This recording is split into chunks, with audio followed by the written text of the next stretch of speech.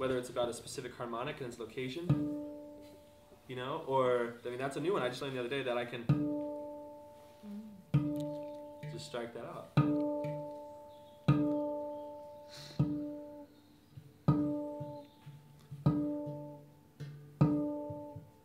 And that might be just specific to this instrument. I mean, it's one of those things that, I mean, I've had this for almost a year, and suddenly like, something new, you know? So there's so much to learn. It's like the rabbit hole.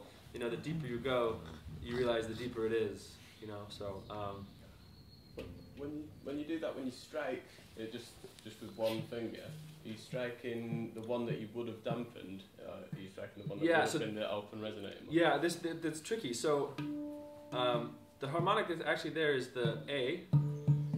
It should be there. But because I'm stalling on it, it's activating the other one, which is the D. Yeah.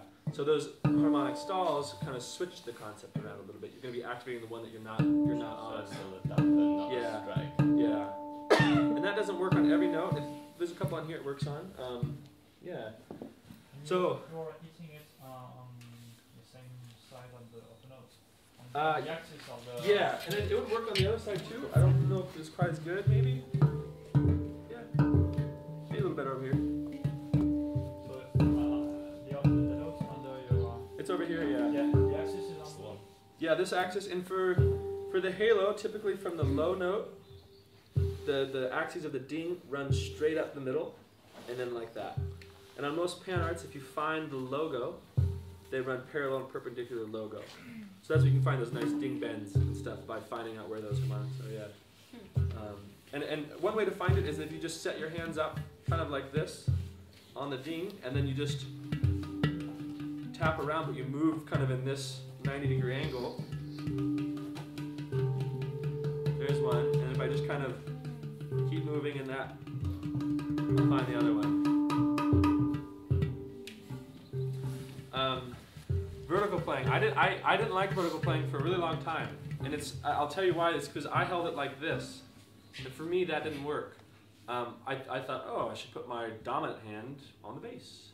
But then it was like my non-dominant hand was supposed to lead the melody, like so all I did was this, and it was much better. So that's what works for me. And when I play vertically, I do. This is the pattern I use. So I'm like double scooping on my left hand, which is going to be on the bass.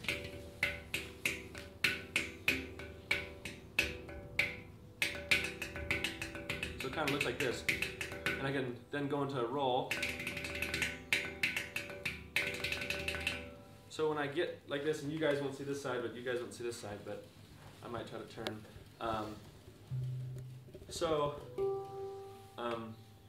Just that same scoop, and I'll be kind of sitting in and around the goo a little bit, and kind of alternating the low note that comes out. So that's a bit kind of a hand pat on that one. I can switch it.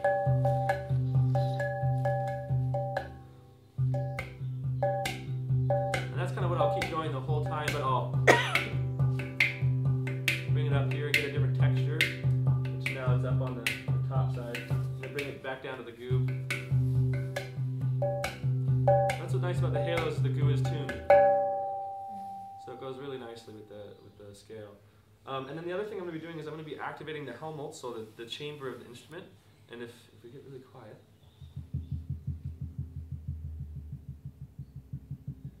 so by closing it all the way off,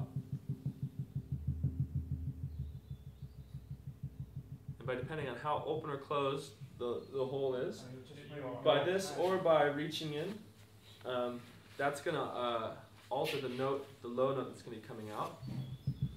And so oftentimes when I play it, I'll start with my legs open, and what I'm going to do is I'm going to tune in the goo to the low note by closing my legs.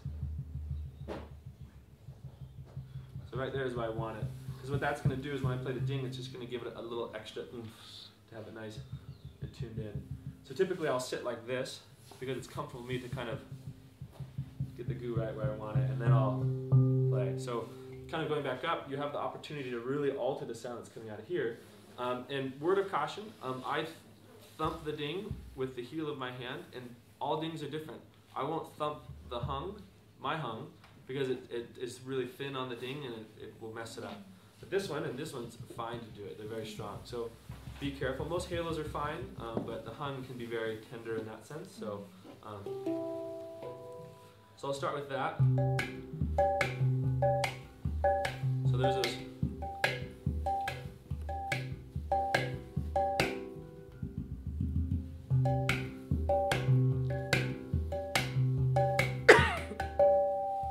Kind of start to build a melody. And I joked that I was playing this when it was out of tune, and it was true because these notes were out of tune, so I was just kind of hanging out in the top notes because I love this thing so much. But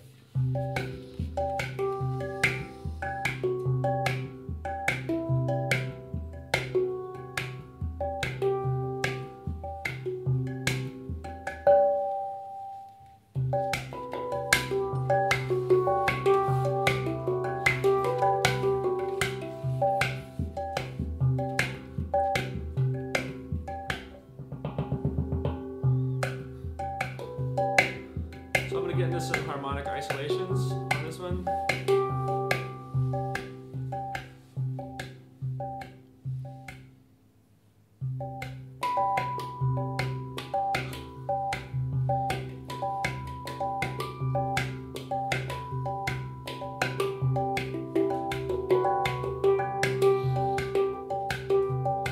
Stalls.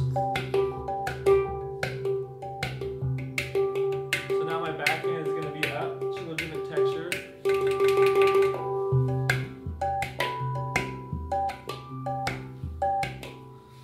So the harmonics on the Halo are, the new ones are very crisp. The Stratus as well. The Stratus harmonics are sweet. And one thing that Kyle's doing now is some of the higher notes, he's not tuning in the fifth harmonic. He's just doing octaves, so he calls it a pure tone. And the reason being is some of those higher harmonics are hard for him to tune. So it's a bit of a sacrifice not having that harmonic, but what you get is this really solid note, which is, in this case, this B is a pure tone. And so what that means is if I dampen on the major, I get an octave, but now if I dampen on the minor, I get an octave as well. So all around you're just going to find the octave. So the Stratus, mainly the top three notes are like that, which if you get into harmonic play can be a little limiting. And what I mean by that is I have my F sharp, my G, and my B. But then the harmonics should go C sharp, D, E.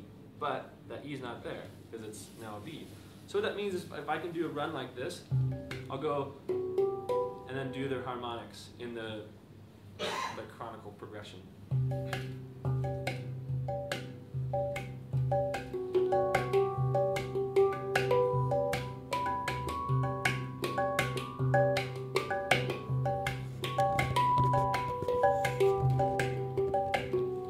So again, this is one of those cases where I have this F sharp, and its harmonic is a C sharp, but this is all in C.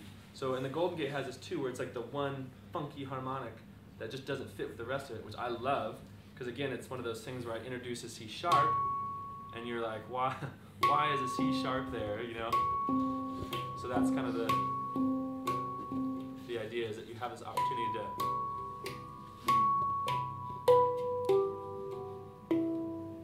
and then one thing last night that got a couple chuckles, which it usually does, and I give credit to Michael Colley, is he does the mouth wobble, which is really awkward to do here, because to get your mouth down to a note is not very comfortable, but if you're playing vertically, it can be very nice.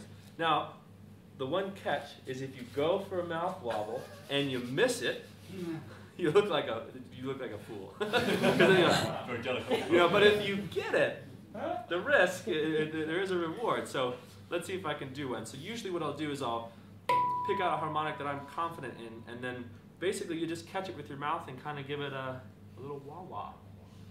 That's it. So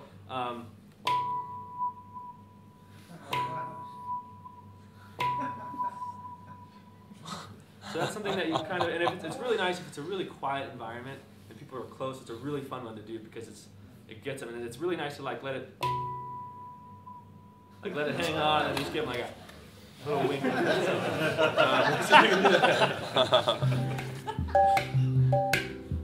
Yeah, I had an email correspondence with Kyle, and I was telling him I was playing vertically, and I was using the mouth wobble because it was really convenient. And he emailed me back, and he's like, "That's nothing." He's like, "I just mouth wobbled the goo." That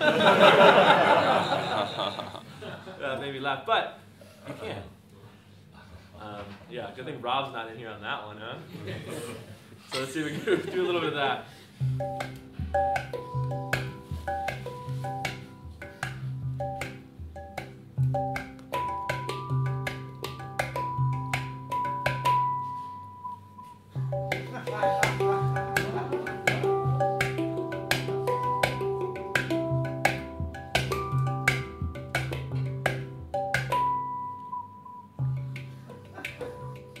So you can get a little closer and you can kind of...